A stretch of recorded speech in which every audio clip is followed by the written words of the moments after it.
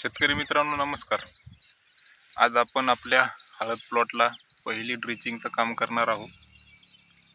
त्यामध्ये आपण पाहणार आहोत पहिली ड्रिचिंग कोणती केली पाहिजे, कधी केली पाहिजे आणि त्याचे फायदे काय आहेत.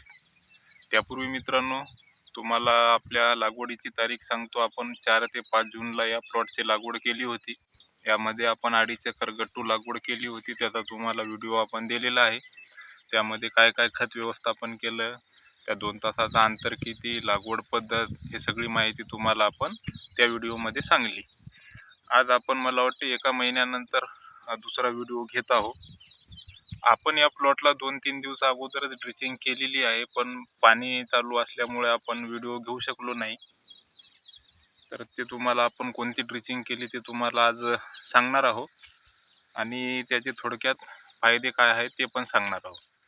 या प्लॉटला आपले आज 30-31 दिवस पूर्ण झाले, तरी पण मित्रांनो आपला हा प्लॉट फक्त 80% जमिनीच्या बाहेर आलेला आहे किंवा त्यांना पानं काढलेली आहेत.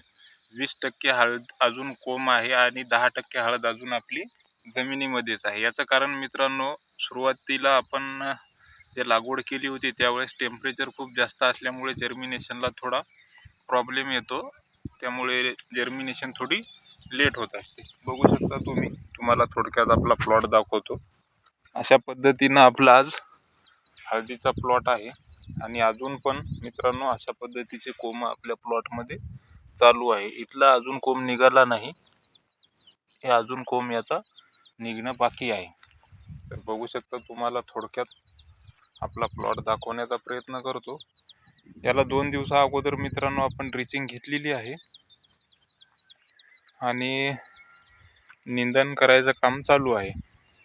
तिथं आता आपण उभा आहो, या फिल्टरपासून वरचा भाग आपला निंदन झालेला आहे आणि खाली थोडं नेतो तुम्हाला. अर्धा प्लॉट आपण निंदून घेतला आणि अर्धा प्लॉट निंदणं चालू आहे. जिथं मित्रांनो आता इथं थोडा उतार भाग असल्यामुळे इकडं थोडा चढाचा भाग आहे आणि या साईडला थोडा उतार भाग आहे. तर इथली हळद बघू शकता तुम्ही, इथं थोडं पाणी जास्त होते.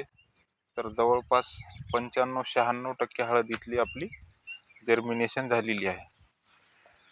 अजून पण अशा पद्धतीचे कोंब निघणं चालू आहेत. बघू शकता तुम्ही कोंबाची जाडी, अशा स्टंप, पानं एकदम सध्या तरी आपल्याला जसा पाहिजे तसा प्लॉट आपला तयार होत आहे मित्रांनो. आता यामध्ये आपण ड्रिचिंग कोणती घेणार आहोत मित्रांनो. आपण सर्वांनाच माहीत आहे की रासायनिक औषधाचा वापर 90% तरी करत नाही. गरज असेल तरच स्प्रेमध्ये थोडाफार प्रमाणात त्याचा वापर करत असतो. तर याला आपण जैविक पद्धतीची ड्रिचिंग घेतलेली आहे. त्यामध्ये मित्रांनो सर्वात पहिले आपण घेतलेलं आहे IPL कंपनीचं मायकोरायझा. दुसरा औषध घेतलेला आहे मित्रांनो ट्रायकोडर्मा, ते आपण बूस्टर कंपनीचं ट्रायको बूस्ट DX या नावाने येते ते घेतलेलं आहे. आणि तिसरा औषध मित्रांनो बूस्टर कंपनीचंच NPK बूस्ट DX म्हणजेच NPK बॅक्टेरिया. असं या 3 औषधाचं आपण कॉम्बिनेशन घेतलेलं आहे मित्रांनो. आणि 200 लिटर पाण्यामध्ये तिन्ही औषधं चांगल्या पद्धतीनं मिक्स करून एका एकराला त्याची आपण पंपाच्या सहाय्यानं ड्रिचिंग केलेली आहे मित्रांनो. पंपाच्या सहाय्यानं का, कारण औषधाची जी तीव्रता आहे ती आपल्याला चांगली खोलपर्यंत गेली पाहिजे, त्यासाठी आपण स्वतः पंपाचा वापर करतो. ड्रिपनं आपण सध्या तरी कुठल्या पद्धतीची ड्रिचिंग हळदीमध्ये करत नाही, कारण औषधाची तीव्रता आपल्याला खूप महत्त्वाची असते. ड्रिप न सोडलं तर लाईनीचा प्रॉब्लेम आहे, भरपूर अडचणी येतात आणि माझं स्वतःचं त्याच्यामध्ये समाधान होत नाही. आता मित्रांनो जे औषधी आपण वापरली त्याचे तुम्हाला थोडक्यात फायदे सांगतो मित्रांनो. मायकोरायझा हे एक उत्तम दर्जाचं ह्युमिक आहे. सोबतच जे आपले फॉस्फरस सारखे घटक जमिनीमध्ये फिक्स राहतात त्याचा अपटेकसुद्धा करतो आणि जमीन पण, या तिन्ही औषधांना जमिनीची सुपीकता वाढते आणि जमीन चांगली भुसभुशीत राहते. हे एक मुद्दा लक्षात ठेवा. दुसरं मित्रांनो, मायकोरायझा जे आपण सांगत होतो की चांगल्या पद्धतीचं ह्युमिक आहे, चांगल्या मुळा वाढतात आणि आपल्याला मिनिमम 6 ते 7 महिने चांगला जर वापर केला तर तुम्हाला पूर्ण हंगामभर पुन्हा कोणत्याच ह्युमिकची टाकायची गरज पडणार नाही, एवढं चांगल्या दर्जाचं औषध राहते. त्याच्यानंतर मित्रांनो दुसरं औषध घेतलं आपण ट्रायकोडर्मा. याच्याबद्दल तुम्हाला सांगायची गरज नाही. कितीतरी प्रकारच्या बुरशीवर काम करते आणि त्याची स्वतःची उपजीविका त्या बुरशीवर ते स्वतः जगत असते आणि त्याचे जीवाणू वाढत असतात.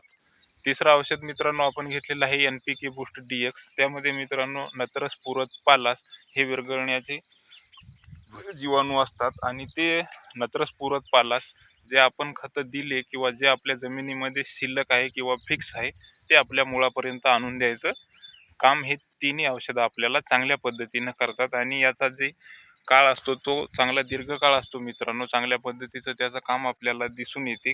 मी जवळपास 4 वर्षापासून जैविक औषधाचा वापर करत आहो आणि एकदम चांगल्या पद्धतीनं त्याचे आपल्याला रिझल्टसुद्धा मिळत आहेत.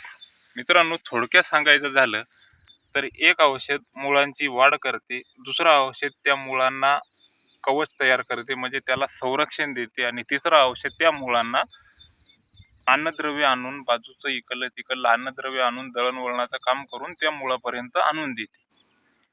तुमच्या लक्षात आलंच असेल मित्रांनो, एक औषध मुळा वाढवते, दुसरं औषध त्या मुळाचं संरक्षण करते आणि तिसरं औषध त्या मुळाला अन्नद्रव्य देते. आपल्याला पीक हे वरी न पाहता आपल्याला जमिनीच्या खाली चांगलं पीक ठेवायचं आहे. जेवढं पीक वर वाढते त्याच्यापेक्षा जास्त पीक मित्रांनो जमिनीच्या खाली वाढत असते. त्यामुळे आपण प्रत्येक व्हिडिओमध्ये सांगत असतो की माती जपा, मातीची काळजी घ्या, माती बलवान करा, पीक तुमचं आपोआप बलवान होईल. काही प्रश्न असतील तर कॉमेंट बॉक्समध्ये नक्की विचारा.